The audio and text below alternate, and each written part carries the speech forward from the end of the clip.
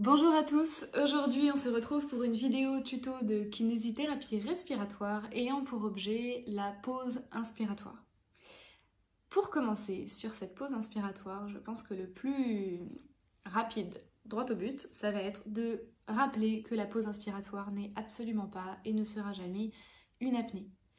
La pause inspiratoire, c'est une inspiration qui est maintenue et c'est la clé de votre drainage. À partir du moment où vous faites une bonne pause, vous allez voir que plein d'autres éléments comme la glotte ouverte, la descente dans les volumes, l'inspiration lente vont se solutionner grâce à cette petite clé d'accès aux zones les plus compliquées de vos poumons.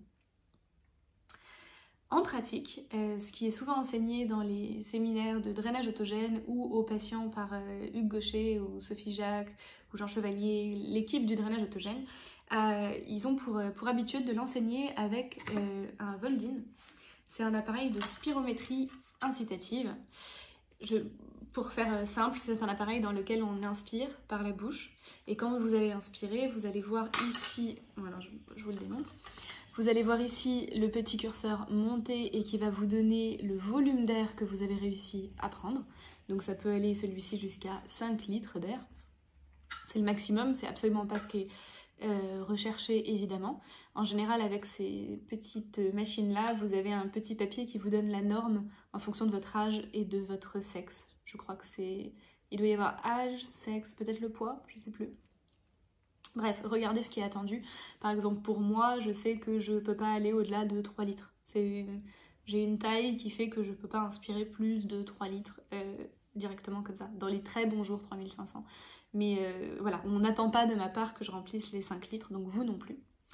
Donc ça, c'est votre volume et ça, c'est votre débit, c'est-à-dire que si vous inspirez trop rapidement dans cet appareil, vous voyez bien qu'il n'y a pas vraiment 5 litres dans cet appareil-là, sinon il serait énorme.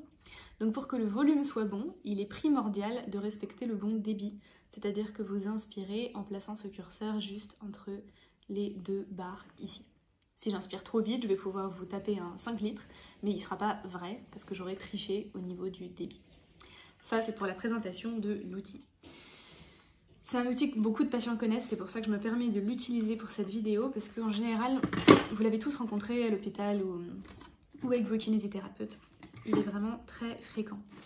Une toute petite chose à savoir, c'est que c'est pas un outil qui se décontamine, donc il ne peut pas se garder ad vitam aeternam, et surtout ne soufflez pas dedans, vous ne faites qu'inspirer, sinon ce que vous avez soufflé va rester, l'air que vous allez souffler va rester à l'intérieur et c'est pas très clean.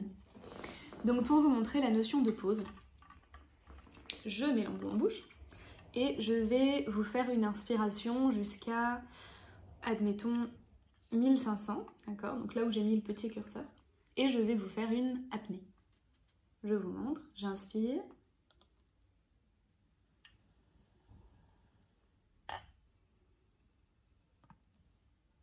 Et j'ai fait une apnée, donc le curseur est redescendu.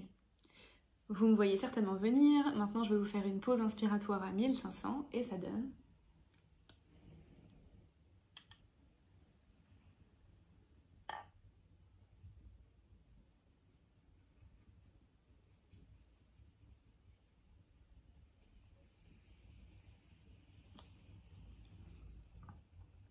Vous avez vu que cette fois-ci, le curseur, je l'ai tenu au même niveau. Alors, bien sûr, quand je vous montre le Voldin comme ça, c'est absolument pas... Vous n'allez pas faire toutes vos pauses avec le Voldin. Si vous n'en avez pas à la maison, c'est pas grave du tout. C'est juste pour vous faire comprendre ce que c'est que la pause inspiratoire. C'est-à-dire, j'inspire déjà très doucement et je continue à la fin de mon inspiration à inspirer le plus lentement possible pour continuer à défroisser toutes les fleurs de mon chou-fleur comme on l'a vu ensemble, pour homogénéiser ma ventilation et pour me donner énormément d'élan et de débit sur l'expiration suivante. On l'avait vu ensemble avec les faux poumons, c'est exactement le même principe, c'est-à-dire que si je ne fais pas ma pause, je vais avoir...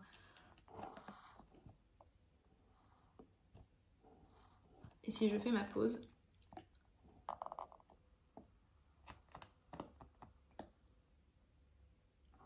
je parviens à recruter même les zones qui n'étaient pas évidentes à aller ventiler. Donc, la notion de pause inspiratoire est absolument primordiale parce que vous imaginez bien que si vous ne la faites pas, vous risquez pendant 10 minutes, un quart d'heure, 20 minutes peut-être de votre kinésithérapie respiratoire de souffler dans des territoires qui étaient déjà propres et de ne pas avoir recruté les territoires les plus en difficulté. La deuxième chose, c'est que votre pause inspiratoire, elle vous donne énormément de force. C'est-à-dire, on avait déjà, je crois, utilisé cette métaphore pour l'inspiration lente. Imaginez que quand vous inspirez, vous êtes en train d'étirer un arc. Si vous bandez un arc comme ça c'est votre inspiration, et que vous relâchez directement, désolé pour les bruits du tram, vous allez avoir une flèche qui part un peu, qui n'a pas énormément de force et de débit. Et on imagine que la flèche, c'est votre air, et elle part, si vous n'avez pas fait une pause, avec un peu un effet mou. En revanche, si vous faites une pause inspiratoire, c'est comme si vous inspiriez lentement, vous bandez votre arc, et qu'à la fin de votre inspiration, vous étiez encore en train de tenir, jusqu'à ce que vous sentiez que vous avez le besoin de relâcher cet arc, parce que tout était en tension et j'ai besoin de relâcher. Et là, votre flèche va partir à toute allure et vous allez avoir un tir beaucoup plus efficace.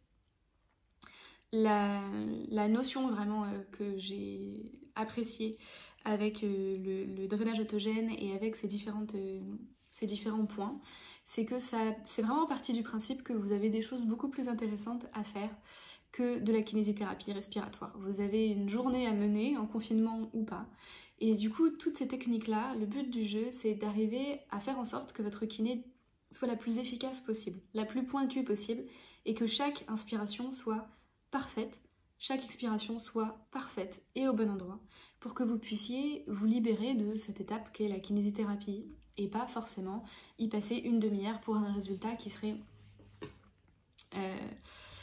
moyen. Hugues a tendance à dire beaucoup que c'est pas le maximum qui est recherché, c'est l'optimum. Et c'est vraiment la logique de ces tutos-là, de vous dire on ne cherche pas à vous faire le maximum de trucs, mais par contre quand vous le faites, faites-le bien. Donc à chaque fin d'inspiration, continuez à faire rentrer un peu d'air, jusqu'à ce que vous sentiez que vous êtes fort. Et quand vous vous sentez fort, vous envoyez votre air le plus bas possible dans votre poumon, comme on l'a vu, pour être le plus efficace possible dans les territoires que vous ne visitez pas habituellement. Je pense que on est bon. Ah non, l'autre chose aussi, c'est souvent on demande la durée d'une pause inspiratoire. Il n'y a pas de durée particulière à cette pause, ça dépend vraiment de vos volumes, de vos thorax. Faites la durée qui vous convient. Je pense que si on devait faire une moyenne, on serait aux alentours de 3-4 secondes. Mais on a des patients qui font des pauses beaucoup plus longues que ça et qui sont incroyablement efficaces et très adaptées. Donc explorez cette nouvelle notion de pause inspiratoire, continuez à faire rentrer cet air partout. Et n'oubliez pas cette notion également quand vous prenez vos aérosols, parce que vous verrez que du coup vous pouvez emmener votre médicament dans des territoires jusqu'à présent inexplorés. Voilà, j'espère que ce tuto vous aura servi et on se retrouve demain pour combiner tout ça comme un puzzle et faire une première session de drainage en entier. À bientôt!